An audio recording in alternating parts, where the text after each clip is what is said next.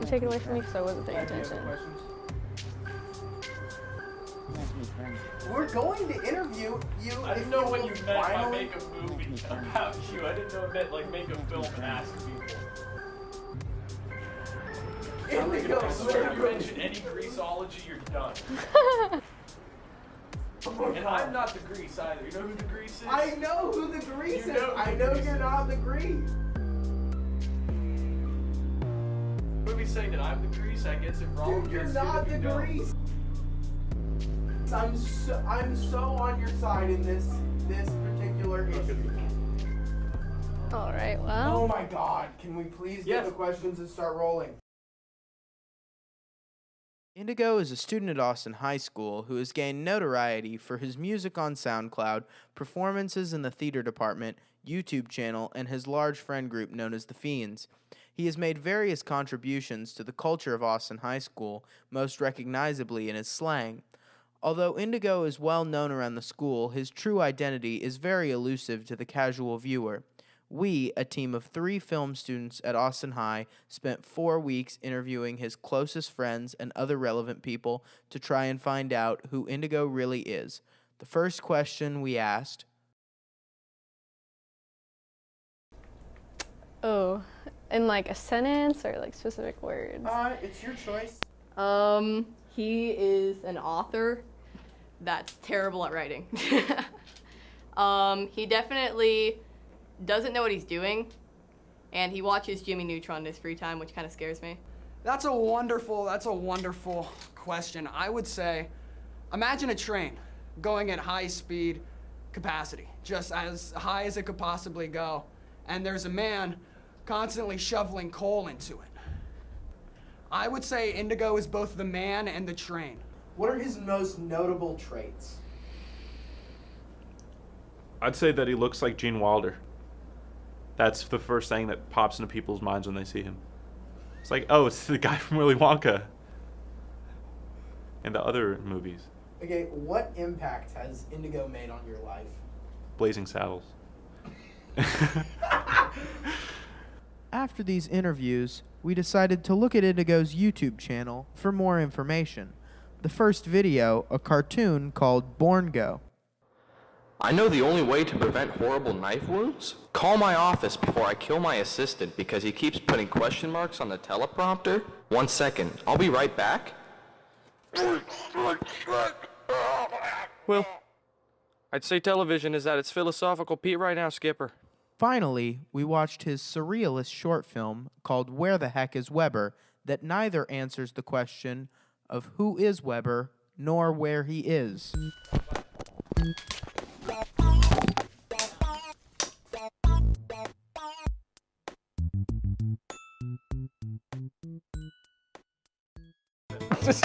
Uber trigger.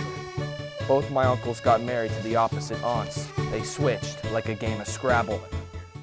These videos only left us more confused as to who Indigo really is. We decided the best way to figure out who Indigo is by interviewing Indigo himself. This doesn't fit me anymore. This was my first smoking jacket. Love this bad boy. That really doesn't fit anymore, though. It is woman's. Someone noticed that one day in school. They're like, hey, why are the buttons on the left? I've never worn it again. But, you know? So I'm like, bet, you know, it doesn't matter what other people think. You know, you're in the zone and you wear it.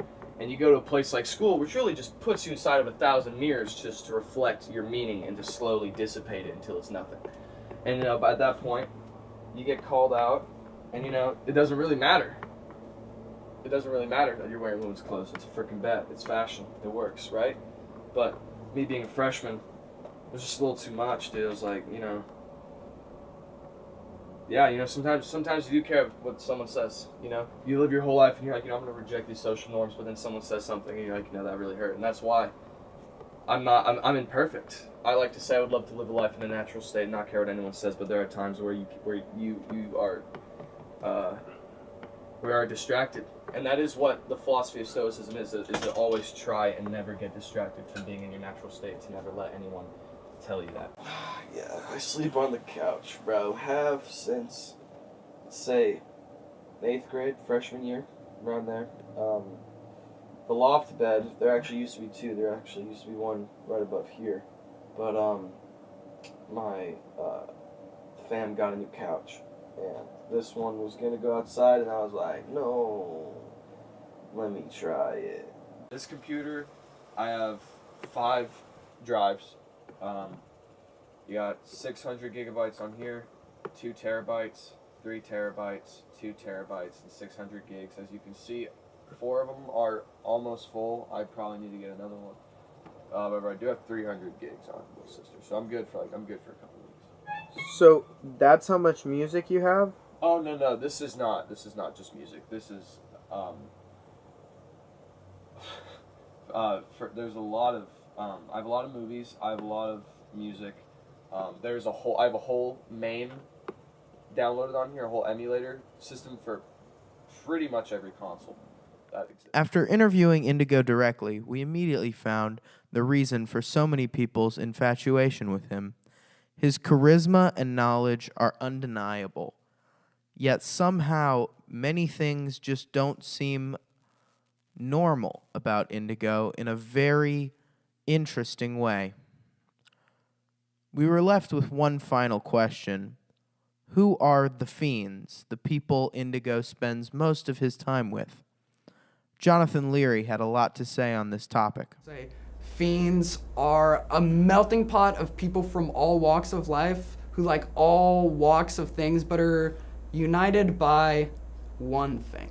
Just like everybody else, a fiend is not perfect, but I would say a fiend gets to as close as his definition of perfect might be. He allows himself to live as himself and enjoy that. We're not saying our beliefs are right or that they are wrong, but that we should have the right to practice our beliefs and our activities with ourselves. You know, we're not going to impose those views on any other people or hate against them for not doing those things or believing in those things, but we're going to practice those things with each other. And we were about to wrap up production on this documentary when we got a call from Michaela Friedman, who had very interesting things to say. I was always fascinated with the concept of ADD or whatever his band was, and there was like 13 just little freshman boys like who'd show up sometimes and like make an album together, and they just have these terrible beats they ripped off YouTube and like awful raps. But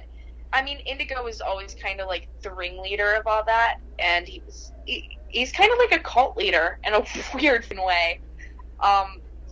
He just kind of gets you to do what he wants, and they're willing to follow him, you know? So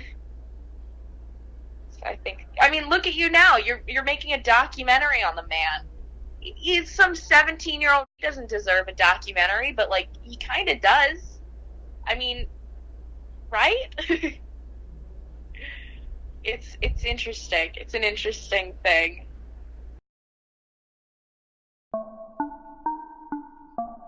Yeah. Man, they gon' feel on this one, I swear to God. I'll feel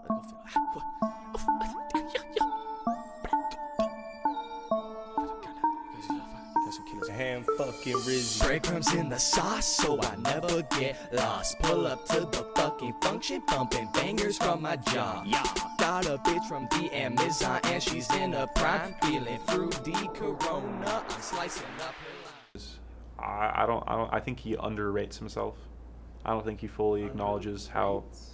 I think he rates himself. Have we ever thought about naming this underrated? Or underrates? Did I make that word up? Is that not a thing? What? Did I invent that word? Underrated? I feel like people have said like, oh, he underrates things. No, Calder, you definitely did not make that word up.